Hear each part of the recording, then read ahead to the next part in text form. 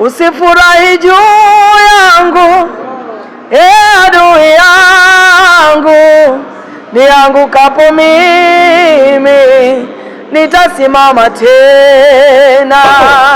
Mimi naitwa mchungaji Philip David, ni mchungaji kiongozi wa kanisa la Calvary Temple Arusha, na tuko hapa kuambia mji wa Arusha ya kwamba Arusha hii ni zamu yetu. Mungu ametutembelea na tunaamini ya kwamba tutakuwa na weekend ya pekee ambayo haijawahi kutokea katika mji wa Arusha. Ni kipindi ambacho tunaamini uwepo wa Mungu na nguvu za Mungu zipo kwa namna ya ajabu. Kwa wale ambao ni Wakristo, mnafahamu ya kwamba hili juma tunaliita juma la Pentekoste. Siku 50 baada ya Pasaka na ufufuo wa Yesu Kristo. Yesu alipokuwa na pale aliwaahidi wanafunzi wake kwamba hata waacha yatima, atawashushia Roho Mtakatifu. Na sisi katika juma hili tunasherehekea na kufurahia juma la Pentekoste. Kwa hiyo ni wakati wa furaha, ni wakati wa kuona nguvu za Mungu. Na tukasema katika kipindi kama hiki tusifurahi wenyewe, tufurahi na mji mzima wa Arusha. Na kwa jinsi hiyo tukasema tutengeneze sherehe za kumfurahia Bwana, na wakati tulipokuwa tukifikiri kufanya hilo, Bwana akatujalia kwa neema yake kumpata mwinjilisti wa kimataifa ambaye anahubiri mikutano mikubwa duniani, mikutano ya watu 100,000, watu 10,000 kwa maelfu ya watu. Nyewe wengine nafikiri mmewahi kuona mikutano yake ambayo alifanya huko Kigoma na sehemu zingine, watu wengi sana. Mwinjilisti Yohannes Amriza, na yeye yuko pamoja na sisi hapa Arusha Calvary Temple. Kwa hiyo nataka kuambia ni kipindi cha pekee sana. Lakini kama haitoshi, tukasema ya kwamba tuwe na mama yetu, dada yetu ambaye yeye ni mwimbaji wa msingi sana, ambaye anaimba neno la Mungu na Mungu amekuwa akimtumia kwa namna ya pekee sana, mama ambaye tunampenda sana na kama jina lake lilivyo, Upendo Nkone, na yeye anashiriki pamoja na sisi kama mwenyekiti wetu alivyowaambia. Kwa hiyo napenda kuwakaribisha sana na kusema huu ni wakati wa kukutana na Mungu kwa namna ya pekee kabisa. Miujiza, watu kuponywa na nguvu za Mungu na Roho wa Bwana. Nataka kuambia itakuwa ni sherehe na kuomba uje ushiriki, tuweze kuwepo katika kipindi hiki kizuri cha pekee yake. Jumamosi itakuwa ya pekee, mtatangaziwa kwa habari ya wanafunzi na wanavyuo wote waliopo Arusha. Vyuo vyote tuna mpango wa kuvifikishia magari ili tuweze kupata muda na wao, kwa sababu bara letu la Afrika tunaliita bara changa, sio changa kwa namna nyingine, ila kwa watu wenye umri mdogo. Na hata Tanzania karibia 65% ni watu wenye chini ya miaka 30. Kwa hiyo tumesema ya kwamba tusiwaache vijana wetu katika majira kama haya wapokee neno la Mungu likapate kuweza kuyainua maisha yao. Arusha. Mimi nina furaha kukutana na wewe. All of you are so special. I wanted to say a big thank you for inviting me, and also for the reception I've received. I have felt so welcome ever since I landed, and you showing up. You know, you are not journalists, you are evangelists. Come on. You are carrying this message out to the entire region. That's right. So you are all my co-evangelists in this event. I want to say hongera sana for joining the team today and making the best of the message of Jesus.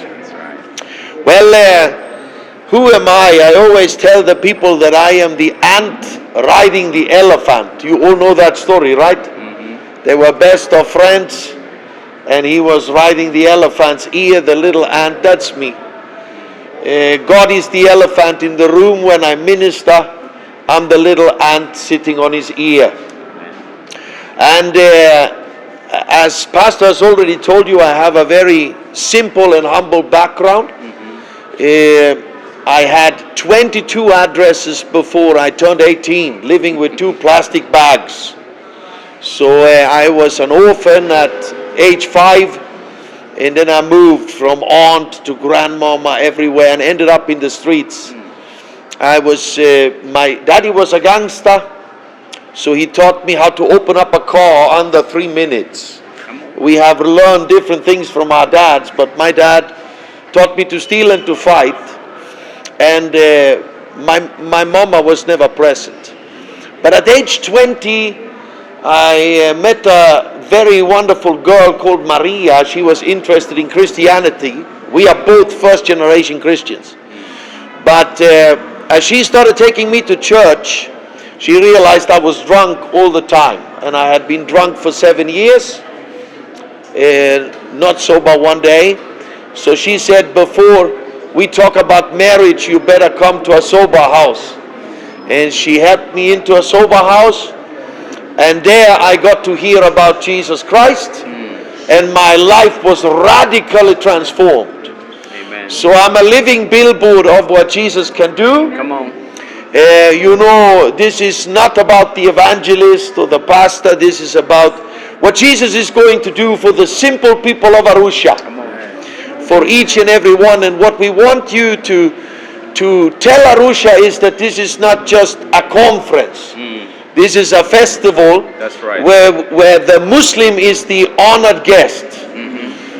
So we want to say to all of the Muslims and our friends and brothers and sisters out there, please come, hear us as we are sharing this good news of the kingdom.